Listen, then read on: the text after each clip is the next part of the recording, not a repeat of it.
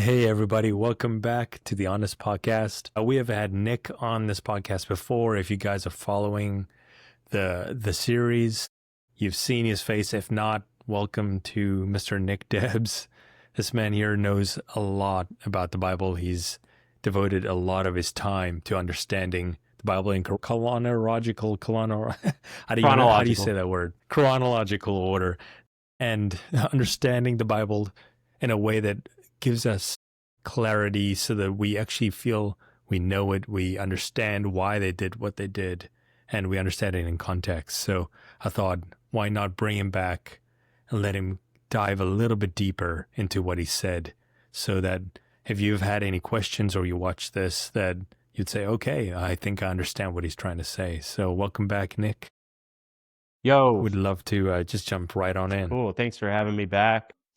This is the Honest Podcast. So we're gonna get honest in this conversation because there's a lot of stuff in the text, That's right. that doesn't make sense in my mind from how I feel like the bulk of the church, at least in America, has been taught.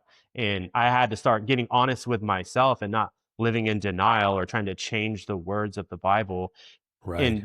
and just legitimately wanted to understand, what is this book about? And I prayed all the time. I want to know the Bible from Genesis to Revelation and everything in between. I don't want to come with preconceived ideas, and I'm willing to let Yeah. aside what I've been taught to let the Bible actually teach me and not man teach me. So good. Agreed. Going to say a lot of stuff that I'm sure is very jarring and different. And the bulk of the church hasn't heard a lot of these ideas. And that's okay. That doesn't mean they're new or weird. It just means we've been very, I'm going to use the word indoctrinated in particularly the Western church with a very narrow understanding of the Bible, which is known as dispensationalism. And this is something that's new that came about in the mid 1800s through the C.I. Scofield Study Bible, that was the first Bible to ever have commentary on the Bible. And the commentary, I think, led a lot of people very astray. I actually think there was an agenda behind that Bible. And a lot of it is about separating Israel and the church, about pushing a bunch of future stuff in the end times, about not correctly understanding the chronological nature of where the prophets sit and what they were saying, and saying it to the people, the audience who they were speaking to, in the context about the regathering of Israel. And they're trying to put a lot of stuff out of context from the Old Testament and throw it into the future and act like it wasn't fulfilled under Ezra and Nehemiah or in the book of Esther or stuff like that. I mean, the entire hope and inheritance and all that stuff, it was to the people of ancient Israel. And this understanding, this was something to unravel for them. And so I just wanted to get into audience relevance, context, and to just really just come at it from a view that I felt like I wasn't being taught, because there's some texts that really popped out that made me question. And then it led Yeah, same. and then it led me into an understanding that's known in the kind of the more one of the biblical terms is called preterism, and it's about thinking that a lot of this stuff is past, if not all of it is past, and so we're not waiting for. Would you explain that more? Yeah. Would you explain preterism as a very clear, defined word? Sure.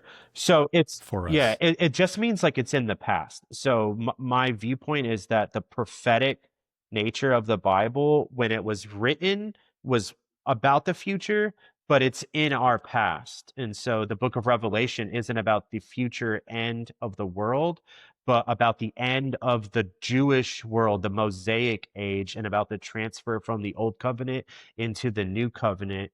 And so it's about the end of the age of Moses, the authority of Moses, and the body of Moses, which was ancient Israel, going into the headship and authority of Christ and coming into the body of Christ. And so the change of the old covenant to the new covenant, the old body to the new body, the old heaven and earth to the new heaven and earth. So, right. Which that brings up a good point, because we were talking about earlier. God's like, I'll not pass away, or this whole process of, okay, the kingdom of God is at hand. What does it mean? Are you coming back soon? And this was a very frustrating part of my Christian journey as well, is reading the Bible. And there's just so many things that just didn't make sense, and nobody could answer the questions. So I felt like it was between a rock and a hard place almost. Like, all right, God is either true or he isn't. He's either lying or he isn't. And if he isn't lying, that means the people giving me these answers that are very typical isn't good enough. There has to be a better answer. And I think that led me down the journey of, I guess what you're saying too is just this can't be about the end times as we think it is. You know, the Revelation, Book of Daniel, you know, even Gospels, just how Jesus speaks. I think even the disciples, they had this picture of, oh, like, I need to if you're married, forget it, like live as if you're not married, because the end time is coming now. And I think they even misunderstood what God was saying, because God doesn't lie. So he didn't lead them astray. He gave them clear answers. They just didn't get it. And obviously, even after 2,000 years, we still don't seem to get it as a big C church.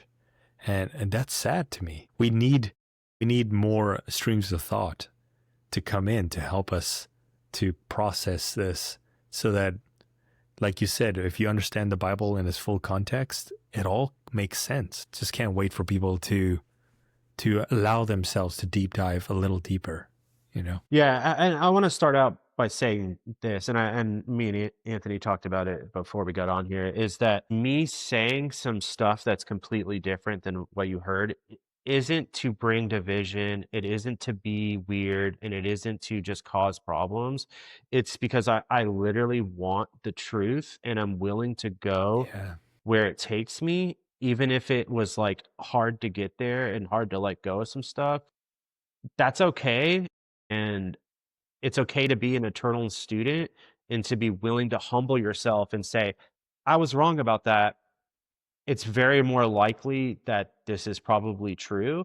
And I think, and I've gone down this road for good reason and was willing to study it out Hmm. for a long period of time to even kind of test the waters and understand these waters seem way more swimmable than previous.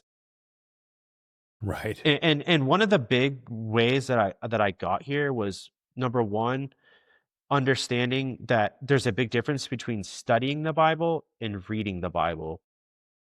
I Hmm. think reading the Bible, you're gonna miss so much stuff, and it's okay to sit at one chapter or one book and study it out for a long time until you understand what's actually going on there. And Hmm. number two, the Bible was not written to you. It's written for us to glean from. It's stop reading yourself into the text. This was somebody else's letters, literally letters in the New Testament to other people. And audience relevance, who's writing and who he's writing to matters. And it makes a really big difference when you understand the context of that. And so knowing that the Bible's not Hmm. to you, but for you is a big difference. Yeah. That's so good, man. I love that. I think it's so simple. If you see it that way, you realize, like, we're trying to put it in a 21st century space, but really it has nothing to do with that whatsoever. It's truly a dude writing it to another guy so that he can relate to the church in a way that only they understand. And we are missing it, man. Yeah. It's wild. Another important thing to understand too is how they use words, even if it's the same word in our modern language, doesn't mean that it had the same definition back then. Even I have a Canadian friend and he used this analogy. In Newfoundland and Canada, they use words really differently. They could say a sentence using words that we know in English but have a completely different meaning than where he's Canadian at the same time now in 2025 could hear them say English words and not even understand what the guy's saying because the definition of the words are different to them. So now we're Hmm. 4,000 years removed. How they talk and the idioms that they use and the understanding the genre of which the book is, and sometimes they use figurative, apocalyptic, poetic language, is very important to understand which genre we're reading. And it's a lot of it's not Hmm. literal. It's not literal, especially when the prophets are talking. It's to emphasize a point. It's poetic language. Like the stars are gonna fall, the sun's gonna blacken, the mountains are gonna melt, the islands are gonna move. That's not literal. Hmm. Like that's how the prophets talk, and it's judgment language, and and we do this kind of stuff today too, or even numbers in the Bible.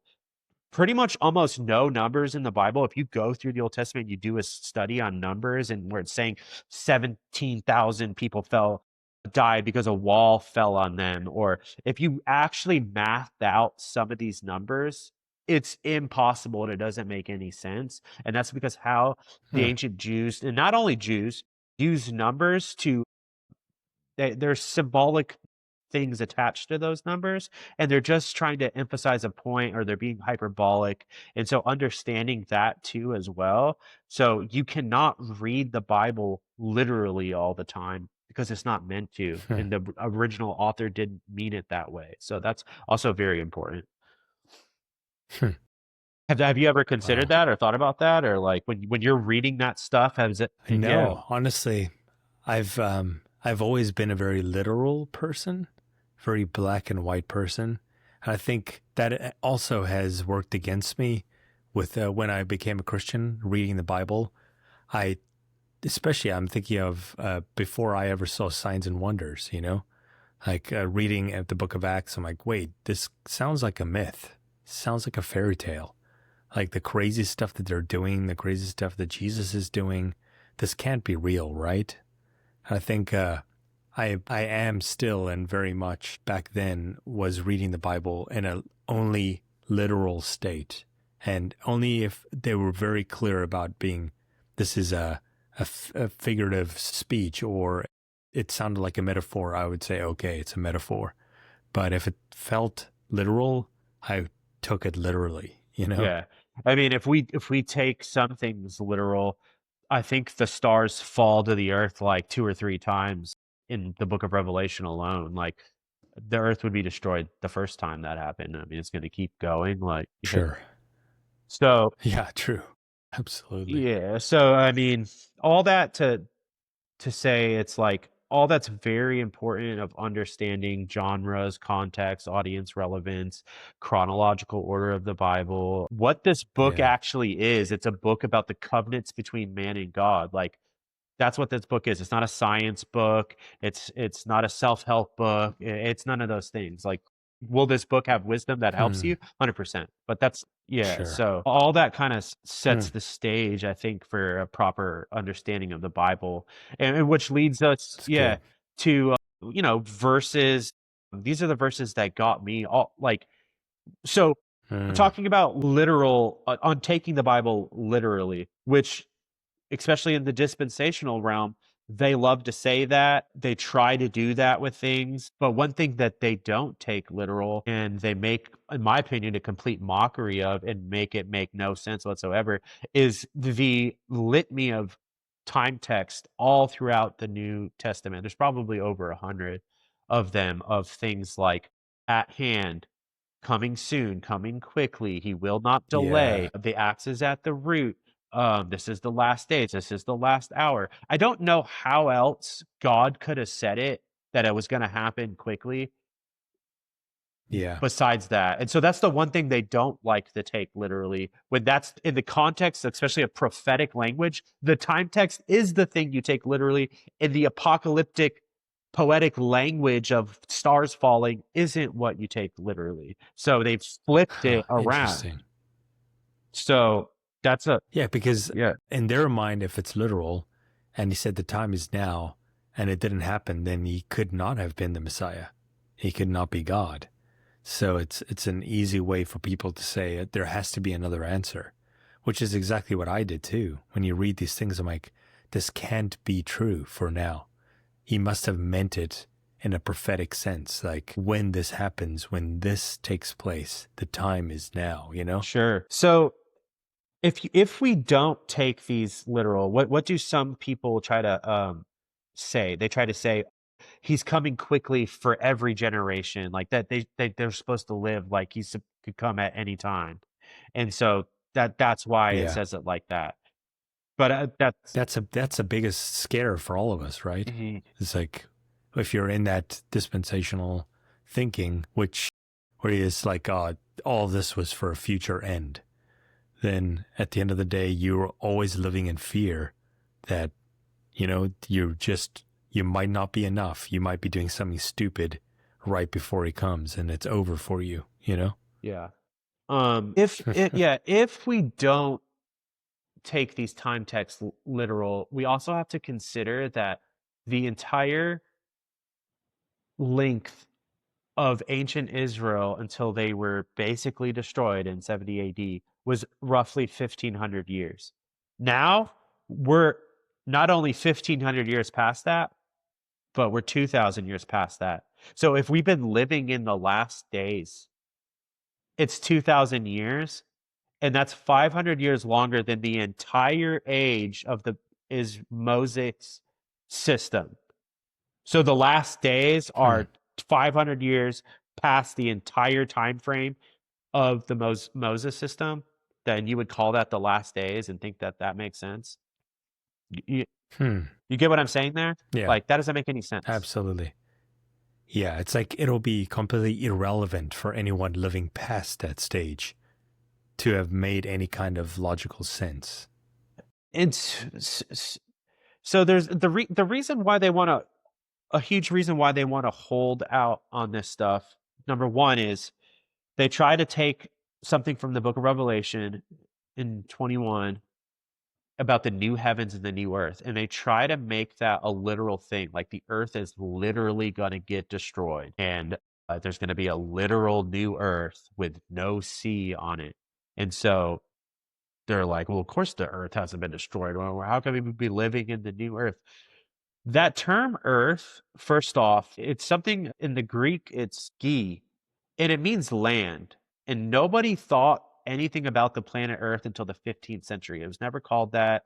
The land just, and so we'll see that all over the book of Revelation when it says earth, and 2/3 of the earth's Yeah. burned up. But it's talking about the land, and it's specifically talking about the promised land in this case. But the term heaven and earth in particular, and it's used even like in Deuteronomy, it's a ruling order system. It's the authority sits in the heaven, and there's the dominion under the earth. And so the heaven and earth is the Mosaic system, and the new heaven and the new earth is the Christ system, with Christ as the authority and us as his body, as his subjects that he has dominion over.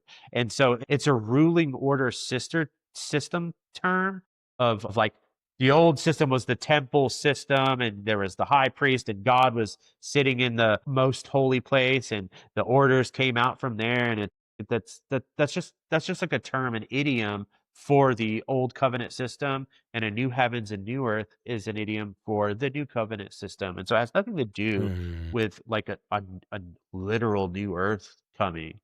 Yeah, that's definitely a blow to anybody that's in that way of thinking, you know? And I mean, I was the same for a very long time, and I'm definitely coming to a place where I realize, wow, I've misunderstood most of what this is supposed to look like, you know? I mean, there's so many different topics I feel that way on right now, and it doesn't make me any less of a No, Christian asking questions. It's not at all. I was thinking of if you were under a rabbi, the people who asked the most questions were the most, I guess, loved or the most accepted into that space. I just think it's important to ask questions. Otherwise, how are we going to get to truth? You know? Well, God, nowhere, anywhere does it say like you have to have good theology to be in good with God. Like, what does God care about? He cares Mm, about loving people. Like, that's what he cares about. So, I mean, this has nothing to do with any of that. Besides, I just want to know what this Bible actually says and what it actually teaches, and I want to love people better. But it's if someone doesn't have this understanding, it doesn't mean anything. But I'm willing to right. put in the work and the effort to try to put myself in ancient footsteps and mindsets and to really try to grasp as best as we can in this 21st century Yeah. modern time frame, and so and there's some stuff that we're probably never going to understand. Sadly, But that is true. just to hit this whole heaven and earth thing a little bit too. So there's a text where Jesus says there's not going to be one jot or tittle removed from the Mm. law until heaven and earth passes away. So, And you're like, wait a minute, what? What did you just say? so if heaven and earth is the literal earth in heaven, we pretty much all should be building a temple, making animal sacrifices again, not eating Yeah, pork, keeping the Sabbath, because those are all jots and tittles to the law. right. And every Christian pretty much knows that the law has passed away. They just don't understand heaven and earth is an idiom for the system Mm. of order. Which makes so much more sense because that scripture is used in the Jewish Messianic Jew space a lot as well. And I'm trying to figure out like where their headspace is and where mine was. I'm like, man, this is a lot to take in. It's like if I'm on this side of the fence, which I back then believed, okay, the heaven or earth has not come yet. So that means Jesus lied. Like he died and things didn't come to pass. And I have to make peace with the fact that I guess I'm like, I don't really believe that he said what he said. You know, it's such a weird place to be if you're so sold on the real thing, like heaven and earth is the heaven and earth that we know today. Yeah, You know, this is that whole. I just got into a discussion with another dude the other day. It says heaven and earth, like we all know what that means, and I'm like, do we? Just because it says heaven and earth, and in our mind we know what we think heaven and earth means, that doesn't mean that that's actually what they were thinking and saying. Like, I'm sorry, but hmm, that verse that I just said, there's not going to be one jot or tittle removed from the law until heaven and earth pass away. If that's the way you want to take it, I'm sorry, but you need to go back under the law, because when you understand that it did pass away, it did pass away, that's because, just think about it logically. If heaven and earth is a system of rule, when that passed away, the jots, the tittles were removed, were they not? Like, if that's what it means, like, hmm, it just logically even makes sense with that verse. I agree. But let's get back to, Yeah, it's yeah, go ahead. it's serious. I'm just saying it's such a serious point. I know we're like moving on from it, but I think if people just grasp that basic like block, all the other blocks will fall down, if that makes Well, sense. I mean, we're not going to move on for everything that we're going to say is going to be adding to with this conversation Right. that I'm saying the book of Revelation is fulfilled and that we're not waiting on anything and that our God kept his promises and that what, like you said earlier, what Jesus said didn't, could it possibly that it did come true? Like, no, no, no. I'm arguing Mm. Jesus said what he said, he meant what he said, and that it did happen. So let's talk about some of that stuff. In Matthew 24, it's the Olivet Discourse. It's when Jesus kind of gives this whole thing about there's going to be earthquakes and wars and rumors of wars and false messiahs and this and that. The pretext to this is the disciples pointing to the temple and being like, "Yo, Jesus, check out how awesome this temple is." And Jesus goes, there's not going to be one stone of those on top of one another. And then he goes on to say, there's going to be all these earthquakes and wars and rumors of wars and this and that. And then at the very end of it, so anybody who is going to read this, I implore you to go back and read the full context. So they're Mm. asking about, hey, look at this temple, and then they ask him, when is all this going to happen, after he tells them that the temple's going to fall, and they ask him, and when's the end of the age? Those two things are the same thing. And so Huh. people will try to split that up and be like, oh, they asked two questions, but we'll get into that a little bit more. And so, and then 24:34, truly I say to you, this generation will not pass away until all these things take place. Heaven and earth will pass away, but my words will not pass away. Hmm. So heaven and earth are going to pass away. All that stuff's going to happen before this generation. What? Like, so Yeah. there's arguments that are really bad about this that are just trying to make excuses for Jesus's words. And then on top of it, it did happen within that generation. A biblical generation is 40 years. Roughly 40 years later, the temple fell. And that's when all the stones were not left on top of one another. And guess what? There's a first century historian, Josephus, who was a Jewish historian, Yeah.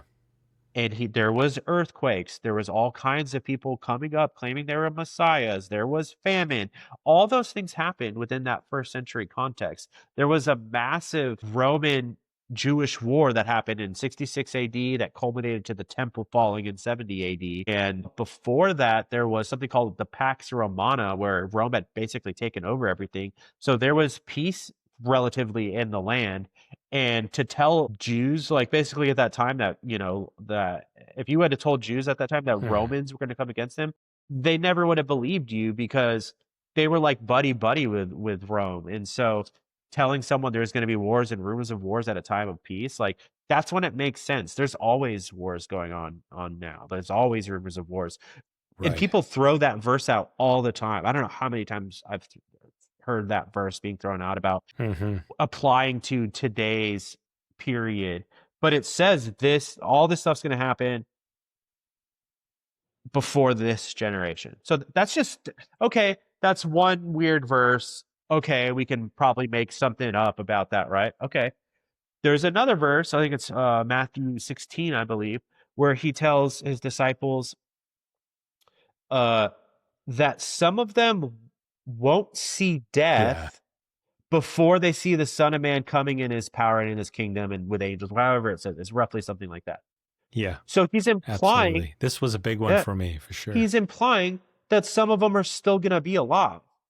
That when he comes in his kingdom, how does that make sense? Like, I don't understand. Like, I don't even know how you could argue that one unless you're saying that some of them are 2,000 years old and still living till today, And these are Jesus's words. This is not anyone else's but Jesus. Yeah. That's two. Yeah. He either spoke the truth or he lied. There's just there's no way around it, Okay. And history backs up this one too. Guess what? John, the Revelator, was still alive when all this stuff went down. Okay. So the temple fell within that generation. Some of them had died. Some of them were still alive when all this happened. Okay. That's two. He tells them that what does he say? He says that they're not going to finish going through all the towns of Judea before he comes back as well. That's Hmm. It's like the size of New Jersey. That's small time. Yeah. And yeah, but so, however, they're doing their thing. They're winning people over. And we're going to go over what exactly the disciples and what's going on in the New Testament in a second. And what this entire book is, the New Testament series is about. So they're not going to make it through all of Judea. Some of them are still going to be standing there. This generation's not going to be passed away.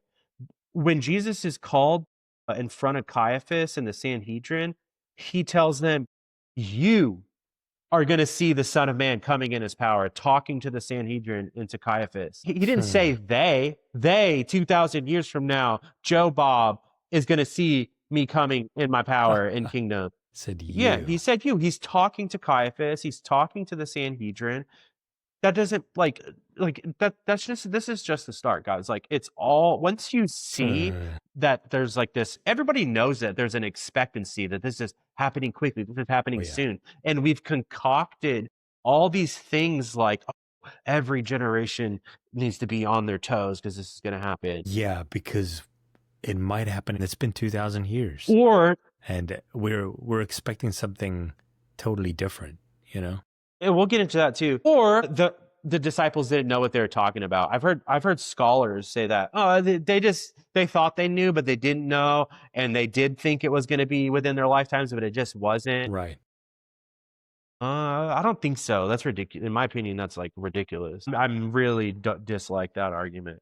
And the part of the problem is people just want to read themselves into the text. And this is where I've come to the conclusion is that I feel Like everybody wants to be the generation that doesn't die. And when Jesus Right. comes back and there's going to be this one generation, you don't die, you just immediately get your glorified body. Yeah. Raptured. Yeah. Yeah. And it's like, I just, it's like this weird narcissistic tendency to just like read yourself into the text where I'm going to be the special one when Jesus comes back.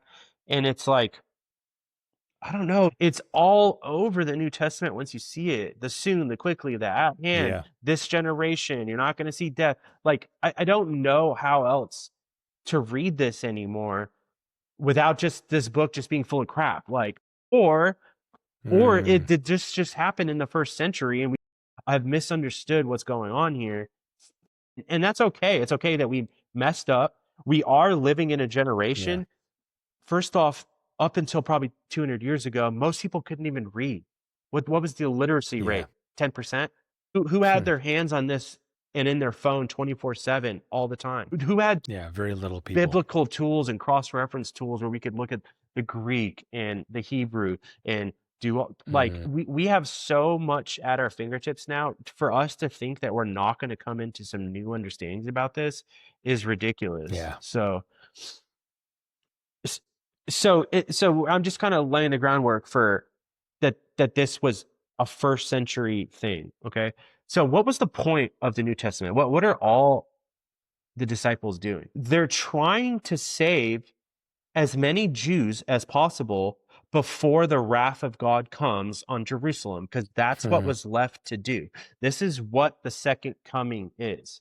Jesus is constantly Wow. keeps saying, I'm coming on the clouds. What does that mean? Because you have to use the Bible to interpret the Bible. Is that used elsewhere It's in the good. Bible? It's used all over in the Old Testament. And what does it mean? Isaiah 19:1. Judgment. Yes.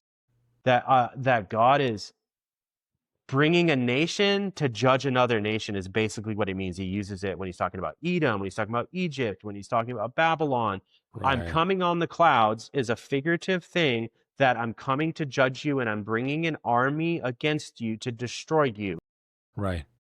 It's basically like Sodom and Gomorrah all over again, but against his own people, Yeah, and which is so in interesting. the book of Revelation, it calls, and some people try to say that, that Mystery Babylon isn't Jerusalem. No, Mystery Babylon is Jerusalem. They're the new Babylon. They're the new Egypt. They're the new Sodom and Gomorrah, where wrath is about to come down on them. So Yeah.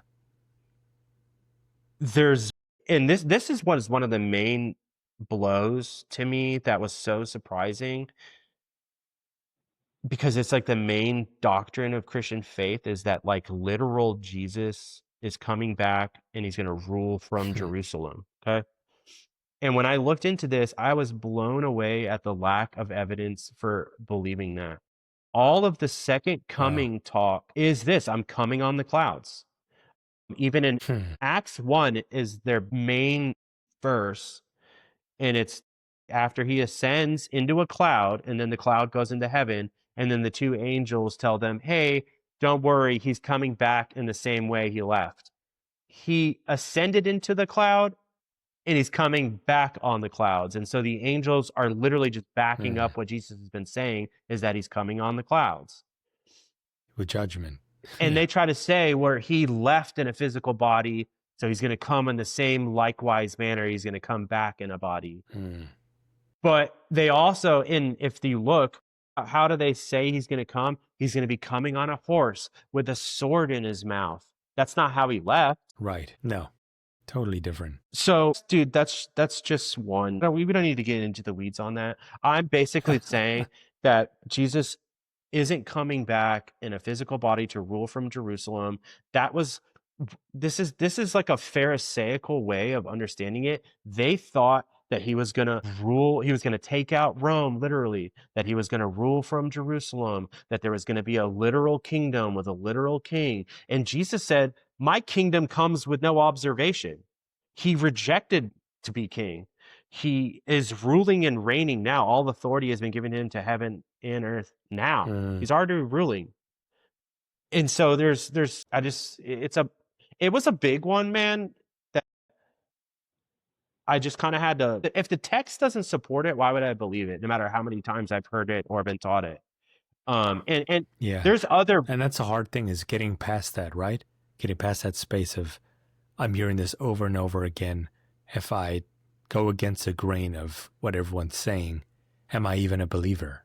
You know, am I questioning, which is a common thought. it's, to me, it's like, who do you care about what the Bible says, or do you care about what man says?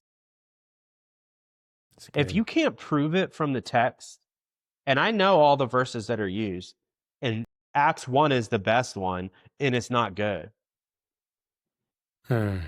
Like they try to use 1 Thessalonians 4, he himself will come with the shout of an archangel, with a trumpet, with his angels, because it says he himself is going to come.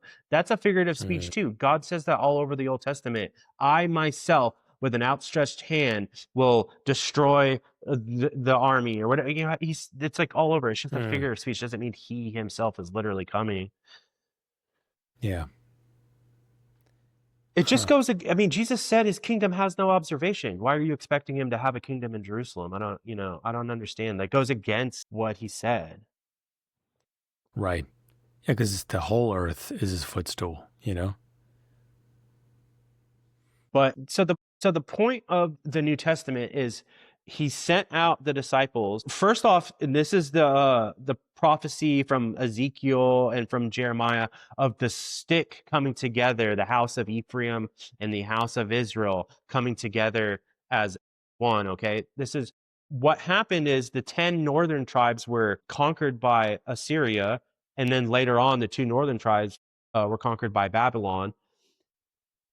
There was a regathering under Ezra where, and people try to make an argument that not all of them came back and there's still like lost tribes and all that stuff. The bulk of them came back. There was a regathering under Ezra and Nehemiah, and that's what a huge portion of that's talking about. But a lot of them didn't. And so they were dispersed among the nations. They became Gentiles. There's Jacob prophesies over Ephraim, and he says that they're going to become a fullness of nations. And so there was tons of people who were in the covenant, but they've lost their identity. They weren't circumcised. They weren't practicing, following the law. They were basically Greeks. They were Gentiles. But they were still part of the covenant. And so this is what the disciples were doing, that they were trying to regather all of the tribes to come back and understand that they were no longer under Moses anymore. Like, hey, like we're gonna be one people again under Christ. And so that was a huge part of what the disciples were doing. And then you'll see all throughout Acts, and what was going on was that the Judaizers were trying to bring them back under the law. And so that this is like a lot of what's going on in the New Testament was like, hey, no, like don't go back under the law. Like, why would you go back under the law? You like with Christ is so much Right. better. And so when you understand that's what's going on and why they were doing that and why they were saying that the time was imminent, because the wrath was to come in 70 AD. That's what was left. The judgment happened at the cross.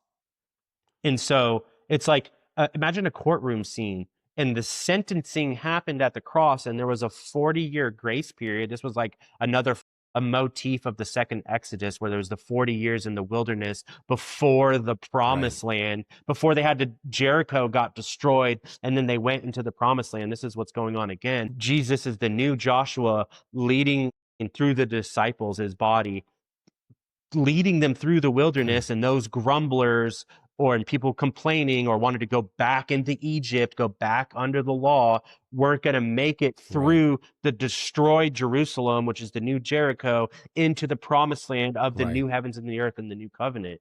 And so they were regathering all those people into the headship of Christ and trying to tell them, look, the wrath is coming. The judgment is coming. This is soon to happen. He's not going to delay. This is quickly coming.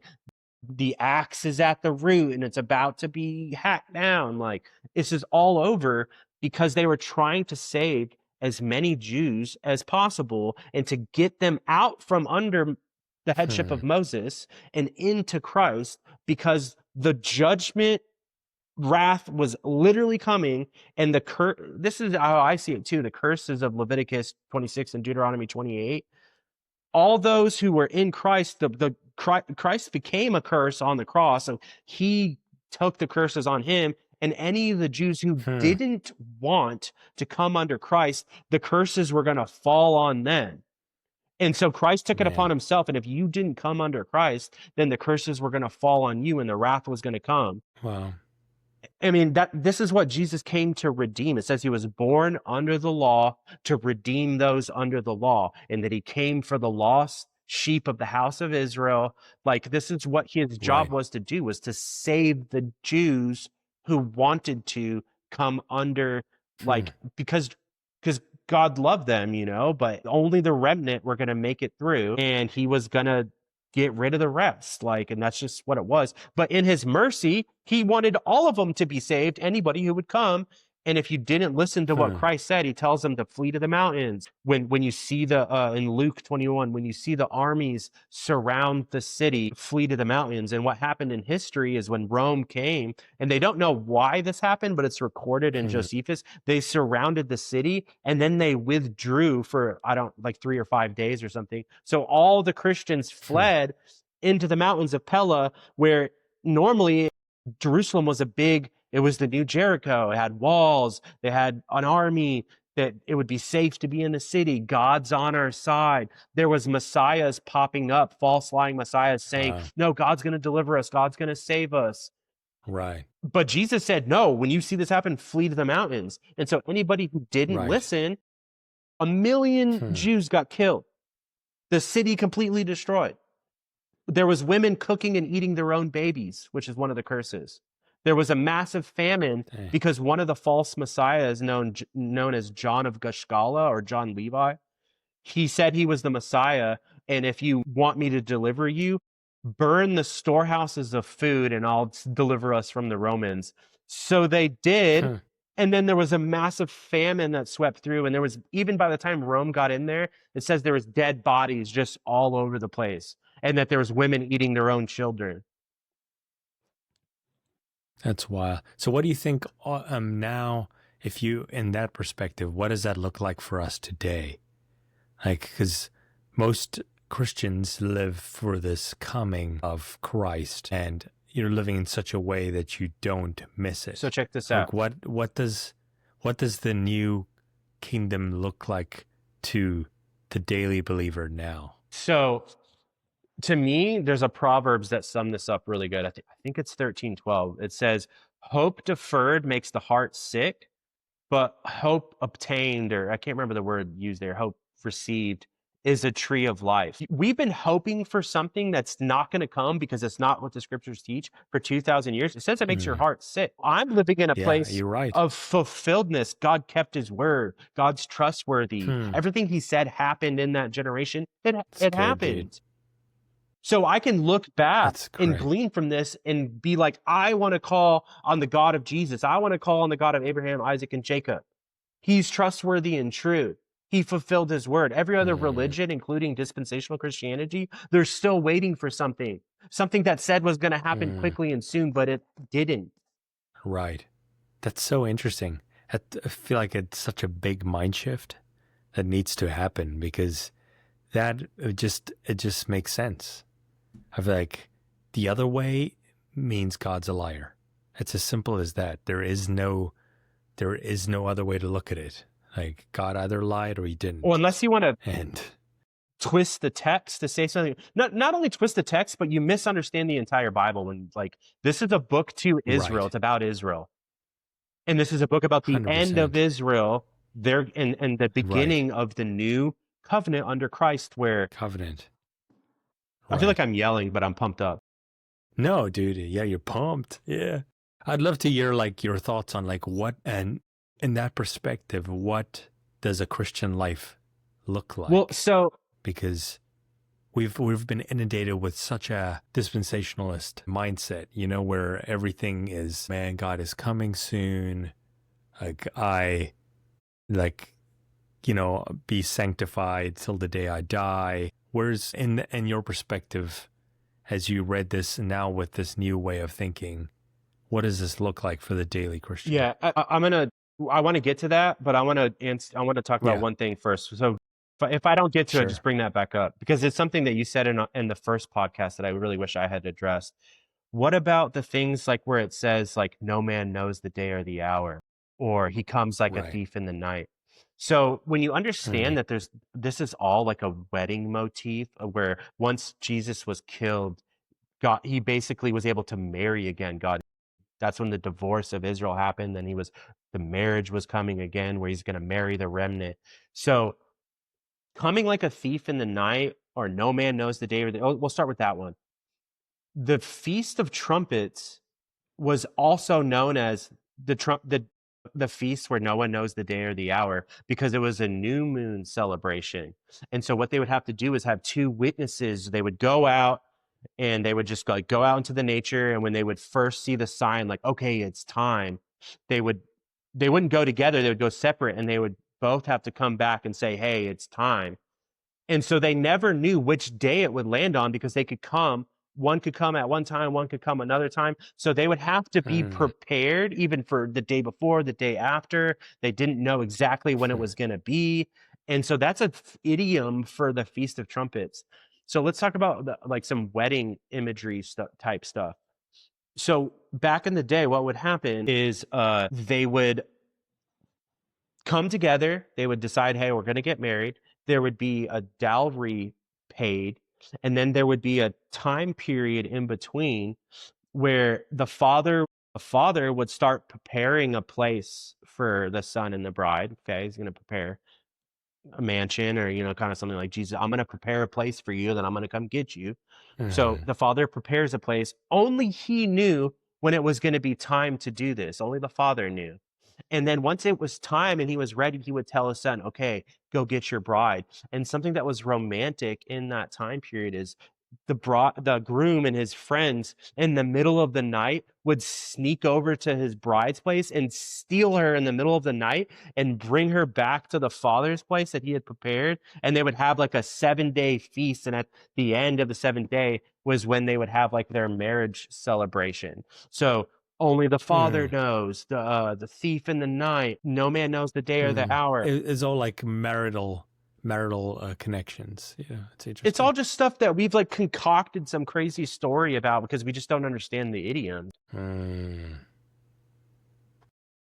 I've been thinking about that since the last time we talked, and I was like, oh man, I wish I had said that. So Christian life now, okay, so, and this might seem like a long roundabout answer to this, but just bear with me for a second. Well, it's fine. Okay. That's what I said. We have about 10 minutes left, and I was like, you know what? Let's like help people understand, okay, now that you have this new frame of thought, you're like, okay, if people are willing to deep dive into this a little and not just reject things because it's not the way you're used to, it could actually change your life for your daily life. It doesn't just have to have an effect on how you see history. It has a direct effect on your life now. So this is how I see this, man. But what's going on today? And this might be weird to hear, but to me, Talmudic Judaism, Islam, and dispensational Christianity, they're all death cults. They're all looking for some end times war that brings about their Messiah. All of them, all three. And they all three have a very similar story. The characters are slightly shifted, but they're all looking for the exact same stuff. And so if you and it's all false. If you understand that this is fulfilled, that Jesus did come back in judgment against Jerusalem in 70 AD, that the new covenant is here, that the new heavens and the earth is here, that we are waiting for nothing, that God kept his word, and that we're living in post-covenant era where this is true. What's going on with all of them is that it's like they're all self-creating and self-fulfilling false prophecy to have some type of end times global war that, in my opinion, is to bring about some type of like global one world government type situation, that this is all some kind of concocted scenario to where like I'm not down with that. And if you understood that this is fulfilled and that we're not waiting on anything, then you understand we don't need a war over there. We don't need a third temple. We're not waiting for any of that nonsense. There's no antichrist about to show up. That doesn't mean there might not be some global leader who tries to take over. That goes on in countries all the time. That might not mean Yeah, it does. that people like will want to kill Christians or there's all this stuff that goes on that doesn't mean that that's what this Bible was saying, but we're supposed to glean from this. That doesn't mean history might not repeat itself and there might be some stuff that kind of happens in here, but I almost think they're using this as a playbook to make some stuff like unfulfilled. So as a Right. Christian today, we're not supposed to be thinking that the world's going to be destroyed at any point in time and that we're about to Hmm. get beamed off of this planet. Why would you try to save and clean a house that you think's about to get demolished and that you're about to move away from? Right. And so this is a Right. practical understanding of that. We're supposed to partner with God to do kingdom type stuff here, love our neighbors. Like I feel like there's so many Christians that aren't in influential realms of politics and any influential thing Hmm. because at some level they think God's going to take care of it. Jesus can come back to take care of it. Right. It's going to be over anyway. What's the Well, point? yeah, and this is not everybody. There's tons of amazing people in the dispensational realm. I know plenty. That's not what I'm saying. But the subconscious teaching of this is God's going to fix it. I can't do anything about it. It's supposed to happen. Evil's going to do what it's going to do, and there's nothing I can do about it. When you flip this on its head, I'm saying, no, we like, we've been given authority to, I believe as Christians, we should be the ones like kind of ruling and reigning to, so to speak, that we should be the ones that are setting the trends for the entire world to see like how a real Christian nation does this and how real Christians do this. The Hmm. church should be the first people responding and leading the charge in all these areas in a healthy, real way. And that it's like, it's our job to partner with God to get this stuff done and to combat evil, to be the salt of the earth, to be the light to the nations. And it's not Hmm. it's not so that Jesus will come back. We're supposed to spread the gospel because once all the nations hear, then Jesus is going to come back. That's not what the scriptures teach. And Hmm. there's verses that say that Paul already preached to all the cosmos, to all the world. There's multiple verses that say that Paul is saying, I did this to all the world already, to the known world at that time. But he even says cosmos, and he uses another Greek word called eukumene, which is like the known world, and cosmos is the whole world. He says both. So what we're supposed to, instead of thinking I got to do this so Jesus will come back, it's more like let's be workers of light and bring the kingdom because it's a better way of life. God is more caring about like you living your life and living life more abundantly than trying to focus on what's going to Hmm. happen after you die. I think God's much more interested in our life Right. now and stops focusing Hmm. on what's going to happen when you die or like I can't do anything to change it because it's supposed to happen. I completely disagree with that. Right. I think that we Huh. partnered with God have the ability to combat evil and to do a way better job of stewarding this earth and stewarding our families and stewarding our businesses, whatever. Like, and I just think that Hmm. we're slacking in that realm. And I think it has to do with a Yeah. subconscious understanding that God's going to fix it all. And I'm saying, no, God's given us the authority to do it. And we need to go do it with him because I don't think he's coming back to fix it. And if we just let it go into hell in a handbasket because we're in this mindset that I think we've been Hmm. tricked, literally, I think we've been tricked by doctrines of demons, is what I honestly think, to think like we've been tricked into think this is supposed to happen and there's nothing I can do about it. Just that alone is insane to me. And being like, no, there is something we can do about it. We have the Spirit of God. Like we are Hmm. supposed to be a light to the nations. Now let's literally get to work and stop thinking that the world's going to end and spending all this time thinking that Trump is the Antichrist or, you know, is there three red heifers over in Israel right now? Or all that stuff is stupid. Like, and it's not true and it's not Yeah. biblical. Once you see this, it's all over the Bible, guys. It Hmm. blows my mind how incorrect I was and how absolutely I'm willing to change if someone would really point me to the truth, but it's like I'm completely bought into this because I don't think there's a way around it. Either this is fake and nonsense or it has to be like this, in my Exactly. opinion. Absolutely. And I've always been in pursuit of truth. And that's why it was so hard for me to fully buy in as a Christian for so many years. And then doubt set in so often is because I keep coming back to these scriptures and I say, something's off here. Something's off here, you know? So it's like there has to be answers for these things. And what you said, it points to a lot of things that I was frustrated over. And I'm like, okay, God, what you said is true. You don't fail. You've never failed. You never will fail. You know, I think it just buys into even more like solidity and his faithfulness. And he's true and he will do what he said he will do, you know? Yeah, dude. It's really good. Hope deferred makes the heart sick. When you get your desires Yeah. achieved, like it's a tree of life. Like, I mean, Good, I dude. love that. I think it's a perfect Come Proverbs on, dude. to set this up, Yeah, I mean, I would we can end with this. It's like, is this the main authority or is it some creed or your church pastor or your mom Mm.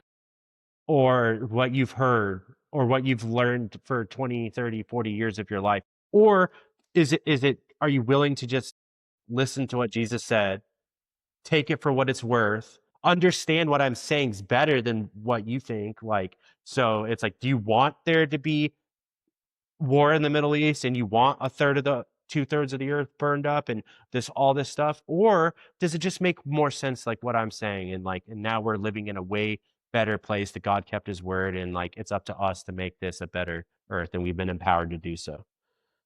So good, dude. It's so simple. And I mean, it makes the point of grace even that more powerful, in my opinion, because I'm like, he died on the cross to pay for our sins. It's as simple as that. And we get to just live in that now. It's like, it's too much to unpack, man. Because we all have questions that we're not wanting to talk about, you know? And I think, if nothing else, at least ask the questions. If you go back to your train of thought or you think you're correct, at the end of the day, it's like, I just want to find truth. And I want to go where the truth leads, wherever that may be, wherever it may be. Yeah, that So yeah, awesome. thanks a lot. Thanks a lot, Nick. Because at the end of the day, all we have is our voices, and we need to put it to use so that as many people as possible can hear the truth. It's And it important. will set them free. What I'm saying to me, it's super important. And it's really important why, like I mentioned about the Islam and the Talmudic Judaism and dispensation. It's self-fulfilling, self-creating prophecy that's a death cult. And if I can enrich Christians' lives to understand that's not what the Bible teaches, we have to get out of this mindset. We have to get our politicians to stop this nonsense. Like, I think it's super important on that alone. So Yeah. Awesome, dude. Cool. Well, we'll do this again. And as usual, if you guys are interested, keep a lookout. There'll be a couple more episodes. We'll maybe even make it like a little series. It'd be nice to make a clear series of from beginning to end where we just go deep dive into, all right, what is this Bible all about, you know? And just help as many people as possible to get their questions answered. yeah. But And it's important to Yeah. hear alternative views, even if you don't agree. I guarantee Yeah, you most people have probably never heard absolutely. this. So it's like, Yeah. hear You're it not out. going to die. Yeah, big deal. God's not going to smite you No. if you listen to something and you have a question. Like, he loves you. He wants you to find the truth. Yeah. Awesome. Well, like, share, and subscribe. If you like this, send this to somebody who might need it or who's asking the similar questions. It'll help somebody somewhere. Yeah. Have a great day, guys. God bless.